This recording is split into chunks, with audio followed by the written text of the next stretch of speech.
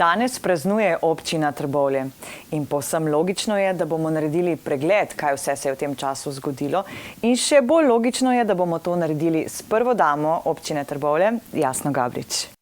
Lep pozdrav, hvala za ta nagovor in pa seveda pozdrav vsem vašim bralcem, bralkam, gledalkam in gledalcem v tem primeru. Pa poglejmo najprej, izpostavite 3 največje projekte, ki so se zgodili v zadnjem letu. Sej ravno prej smo se pogovarjali, da smo malce zaradi mogoče tudi korone izgubili občutek za čas, tako da ko sem pregledovala oziroma so mi pokazali video od junija do junija za to zadnje leto, sem bila kar malo skeptična, to je bilo zdaj, a ni bilo to že 2 leti, 3 leta nazaj. Tako da, če bi rekla, kaj je zdaj bilo pomembno, v tem zadnjem letu popolna prenova prostorov gasilskega doma, v bistvu Centra za zaščito in reševanje. Veliko nekih takih projektov, mogoče res dele v zadnjih dneh najbolj odmeven, ki so ga tudi ljudje nekateri nestrpno pričakovali, tudi odprtje nakupovalnega središča, ki je dodobra spremenil tudi podobo našega mesta v tem predelu mesta. In v to ta tretji dogodek, pa ni dogodek, ampak bom kar povezala 4 zadeve in to so vsi 4 dobljeni projekti sofinancirani iz evropskih skladov in iz državnega sklada, ki zdaj se začenjajo.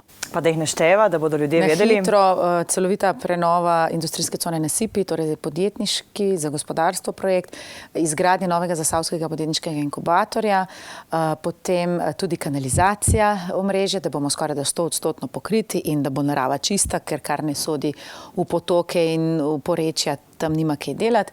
In pa 4. projekt, ki se pa zdaj bliža k temu, da bo realiziran oziroma da se bojo koraki začeli, tudi uradno, je pa kolesarska steza, ki bo prihodnje leto povezala Trbovlje od železniške postaje, pa vse do severa, do, bom rekla, Iskre, stare Iskre.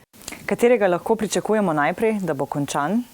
Zdaj se začenjajo tile 3 prvi, ki sem jih naštela. Jaz mislim, da bojo kar počasi en za drugim prihajali na ciljno ravnino, k ciljni črti.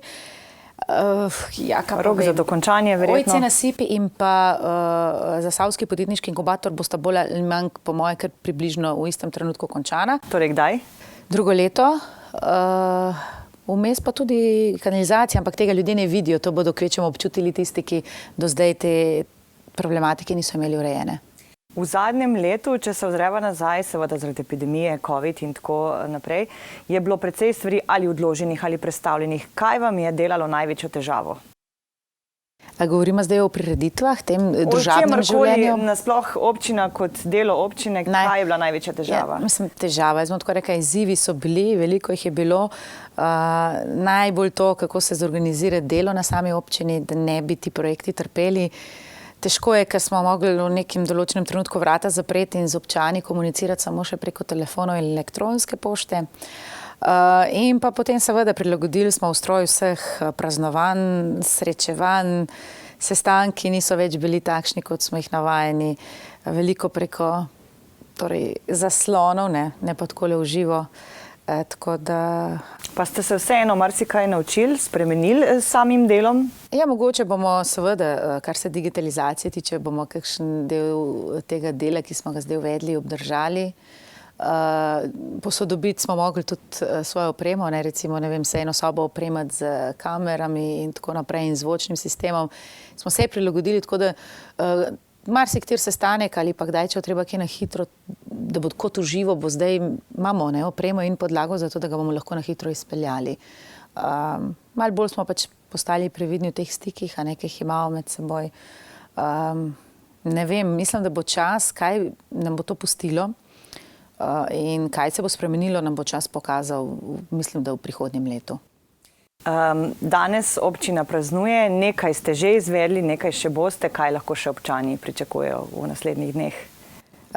Mi bomo zdaj praznovali, kolikor pač lahko praznujemo. Lahko povem, da bomo letos se lotili projekta, o katerem razmišljamo že 2-3 leta in sicer 3 večere bomo naredili tudi v znamenju 30-letnice samostojne Slovenije, ki jo istočasno praznujemo, tako da bojo poletni večeri pod zvezdami.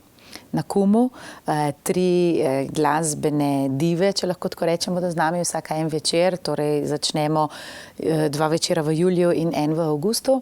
Kar se tega praznovanja tiče, ostalo bolj okrnjeni zasedbi, tudi proslava, ki je minila včeraj, je bila pač v ožjem, bom rekla, okviru, nekolikor smo jih lahko sploh sprejeli. Seveda še vedno preko spleta, tudi določeni dogodki se selijo na splet. Čeprav vidim, da se ljudje kar opogumljajo in da se počasi ta življenje, ki smo ga bili vani na prireditvah, vrača, tako da recimo dirka oziroma bom rekla starodobniki oziroma dirka na Katarino bo izvedena in to v živo, ker se pač je težko preko spleta. Tako da sem vesela, da se določene prireditve počasi vračajo in da tudi ljudje počasi upajo stopiti ven iz tistih nekih lupinc, v katere smo se zaprli v tem času. In se srečati in družiti.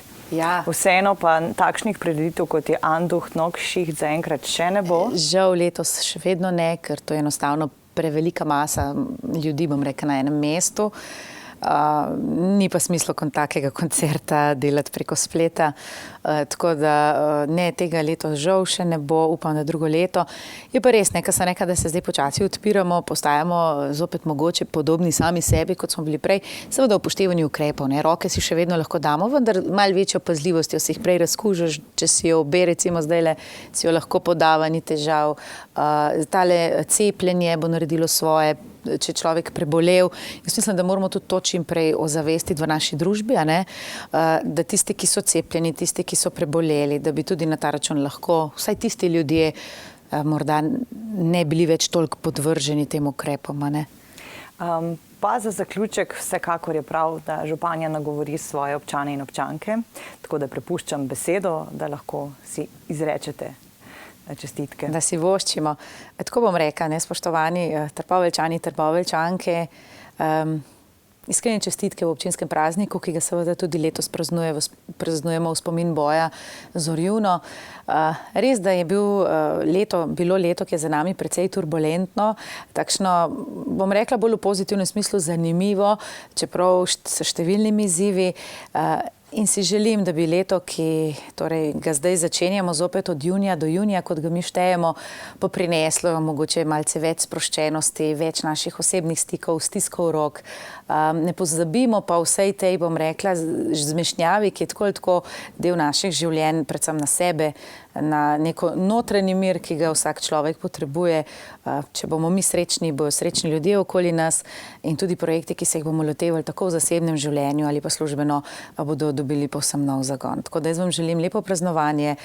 Imamo se česa veseliti tudi v Trbovljah. Številni projekti so dokaz tega, da se da, da se stvari spreminjajo na bolje in da gredo v korak s časom.